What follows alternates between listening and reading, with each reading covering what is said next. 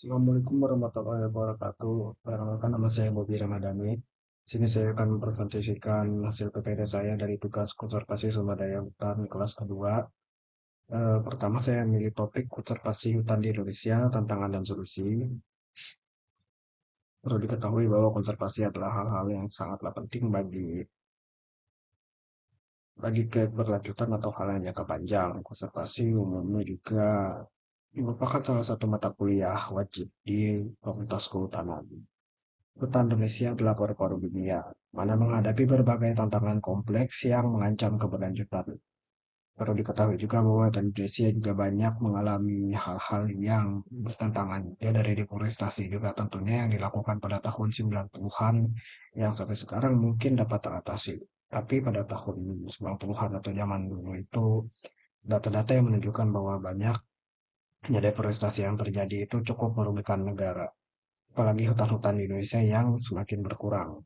Ini kamera, maaf ya, ini kamera abu vulkanik. Deforestasi hingga perubahan iklim serta isu-isu sosial ekonomi, konservasi hutan membutuhkan pendekatan holistik dan kolaborasi dari semua pihak. Artinya nggak cuma pada satu pihak aja yang fokus pada masalah ini, namun juga ada pihak-pihak lain yang juga tentunya turut ikut serta mendukung tentang konservasi hutan yang ada di Indonesia. Tentunya untuk solusi inovatif untuk masa depan yang lebih baik.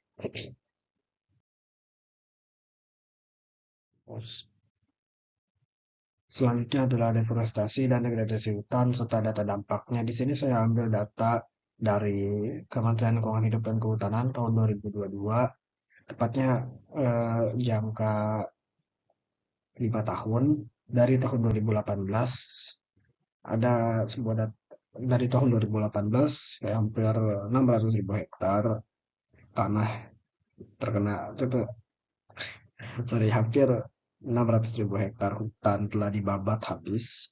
Namun terjadi penurunan pada tahun 2020 hingga tahun 2022. Terbarunya kalau nggak salah itu mencapai 104.000 hektar hutan. Ya, mungkin kelihatannya cukup teratasi, namun 104.000 hektar itu cukup luas hutan yang dibabat, dan dimohon untuk kedepannya lagi konservasi yang dilakukan itu dapat mengatasi hal tersebut.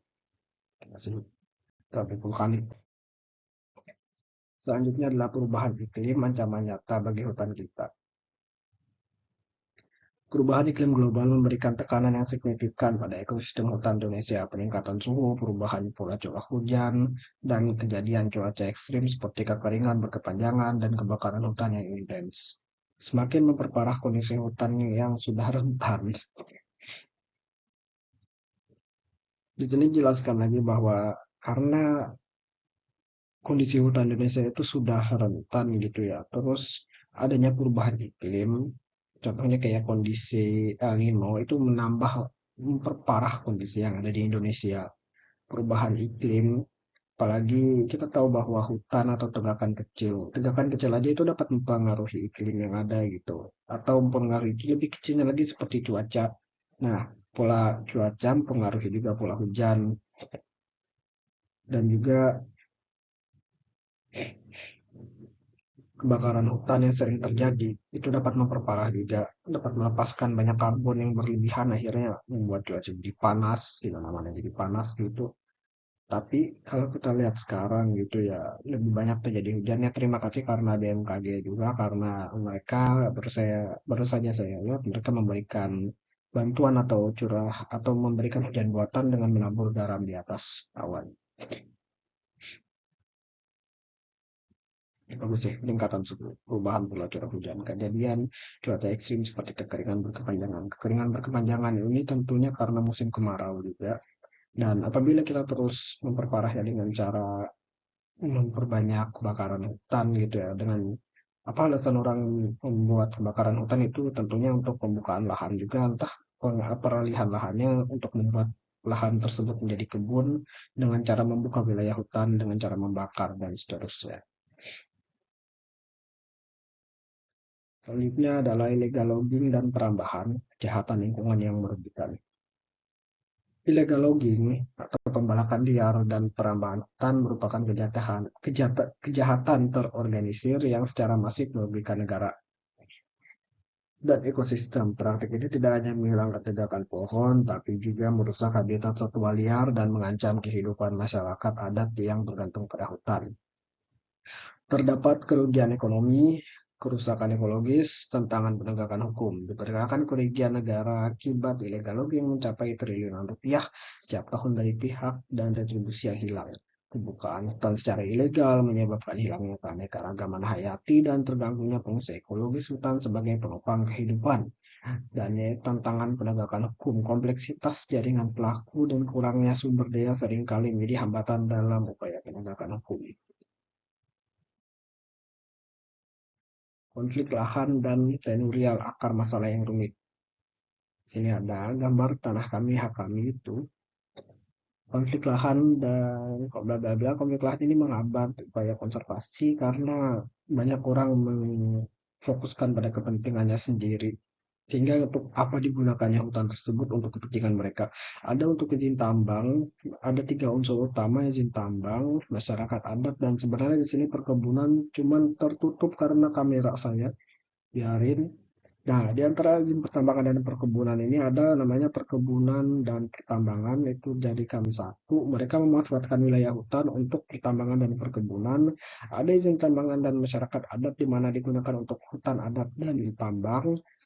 Ada juga melakukan persetujuan tertentu atau adat-adat yang dilakukan pertambangan agar mendapatkan akses ke hutan adat. Masyarakat digunakannya sebagai tambang, mungkin berbagi hasil. Ups. Selanjutnya ada ketiga antara masyarakat adat dan pertambangan ada klaim tumpang tindih. Klaim tumpang tindih ini mungkin perhutanan, bukan maksud untuk perhutanan juga, tapi pemanfaatan lahan perkebunan ini akan memasuki wilayah masyarakat adat. Dan juga ada juga kemungkinan bahwa masyarakat adat menggunakan hal yang sama pada hutan untuk melakukan perkebunan. Di antara ketiga hal ini apabila satu maka akan jadi dinamakan sebagai konflik multi pihak. Konflik multi pihak ini adalah konflik yang memakan banyak lagi perspektif dari berbagai pihak. Dan juga tentunya perlu penengah. Adalah rendahnya kesadaran dan persepsi masyarakat mengapa ini penting. Upaya konservasi hutan tidak akan maksimal tanpa dukungan dari partisipasi aktif masyarakat. Kurangnya edukasi, minimnya keterlibatan, dampak sosial ekonomi. Kebutuhan ekonomi seringkali mendorong masyarakat untuk terlibat dalam aktivitas sosial, minimnya keterlibatan, masyarakat seringkali tidak dilibatkan, kurangnya edukasi baik masyarakat yang tidak memahami apa itu deforestasi dan mereka melakukannya karena keturunan mereka, karena keturunan lagi, karena mungkin dari adat istiadat mereka untuk melakukan deforestasi yang mereka sama sekali tidak tahu apa itu deforestasi dan apa dampaknya. Dan tapi ada juga banyak banyak lagi masyarakat yang masih memegang adat istiadat, jadi mereka tidak memerlukan edukasi dari beberapa orang karena mereka sudah tahu bahwa hutan itu adalah hutan adat mereka dan tidak perlu untuk ditebang banyak hutannya. Dan ada juga yang masyarakat adat menjaga hutan masyarakat adat mereka juga. Solusi dan langkah ke depan peran kita bersama, ada beberapa solusi yang saya masukkan, ada 5. Satu, penguatan kebijakan penegakan hukum, penyelesaian konflik teritorial, pengembangan ekonomi berkelanjutan, pemanfaatan teknologi, edukasi, dan partisipasi publik. Sekian itu saja yang dapat saya sampaikan. Terima kasih.